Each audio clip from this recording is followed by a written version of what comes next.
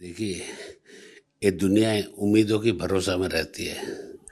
तो हम उम्मीद करते हैं इसरो के इंजीनियरों ने उतना प्रिकॉशन लिए होंगे, जितना पॉसिबल कोशिश किए होंगे कि बाहर का टेम्परेचर -130 डिग्री भी हो जाए, जब चांद का जब रात होती है, तो तभी भी अंदर का टेम्परेचर अंततः -30 डिग्री सेंटीग्रेड ऐसा मेंटेन किए होंगे थर्मल मैनेजमेंट से, जो भी है।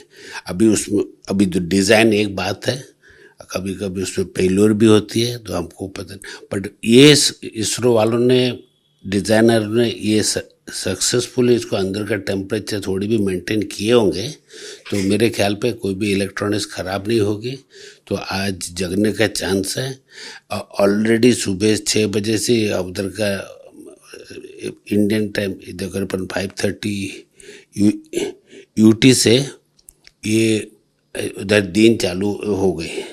बट उधर भी जो सूरज उठता है करीबन 6 से 9 डिग्री एलिवेशन एंगल जब होगी, तभी वो सोलर पैनल काम करेगी, सोलर पैनल बैटरी चार्ज करेगी, उसका बाद वो इंस्ट्रूमेंटेशन कम्युनिकेशन चालू हो सकेगी, सभी चीज़ सही सलामत जाती है। तो पहले हमारा प्लान था कि 22 सितंबर इवनिंग तक उसको रीएक्टिवेट करें, रोवर और लैंडर दोनों को। बट अभी कुछ कारणवश अभी हम कल करेंगे 23 सितंबर को। 23 सितंबर को फिर से लैंडर और रोवर को स्लीप मोड से बाहर निकाल के रीएक्टिवेट करने का प्लान है।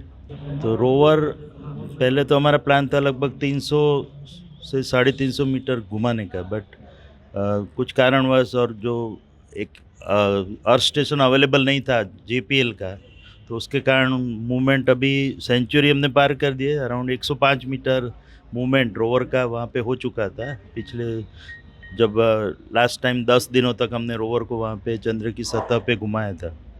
तो काफ़ी डेटा उसमें आया है। जो लैंडर के 4 पेलोड है, वो तो लैंडर तो वहीं पे खड़ा है, और उसी तरह रोवर 105 मीटर घूम के उसके जो 2 पेलोड हैं वहाँ पे उससे डेटा कलेक्ट किए हैं।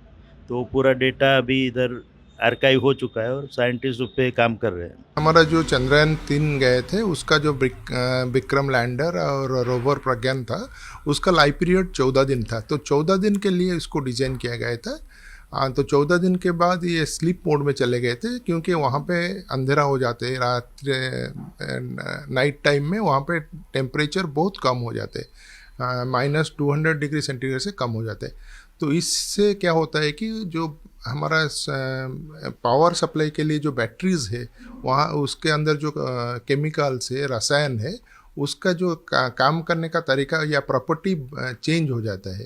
तो संभवतः बैटरी और काम नहीं करेगा, कुछ साइंटिस्ट का ये मत है।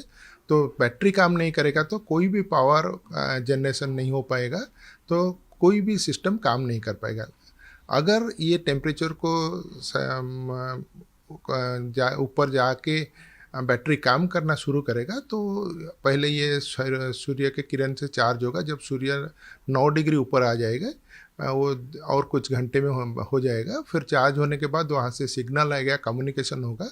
धीरे धीरे एक के बाद एक इंस्ट्रूमेंट काम करने का उसको कोशिश किया जाएगा। देखिए, जो हमारा था 14 दिन काम करने के बाद, जब अंधेरे आने से पहले रोवर को घुमा के उसका जो सौर पैनल है, सोलर पैनल है, उसको हम ईस्ट ओवर रख दिया है। तो इसको टिल्ट ऐसे रहा है कि जब 8-9 डिग्री ऊपर आ जाएगा सन, उसके बाद वो चार्जिंग होना शुरू होगा, और ये जो पोजीशन है वहाँ से फिर वो काम करना शुरू करेगा। और लैंडर जो पोजीशन में वहीं पे है। लैंडर का कुछ एक्सपेरिमेंट में किए थे हमने, कुछ हॉपिंग एक्सपेरिमेंट, तो लेकिन वो सुरक्षित उधर है। उसका भी जो पैनल है वो ईस्टर्न डायरेक्शन में है। जब सूर्य ऊपर आएगा फिर कुछ टेम्परेचर बढ़ेगा और फिर चार्जिंग होगा। उसके बाद कोशिश किया जाएगा कि वो काम करने के लिए।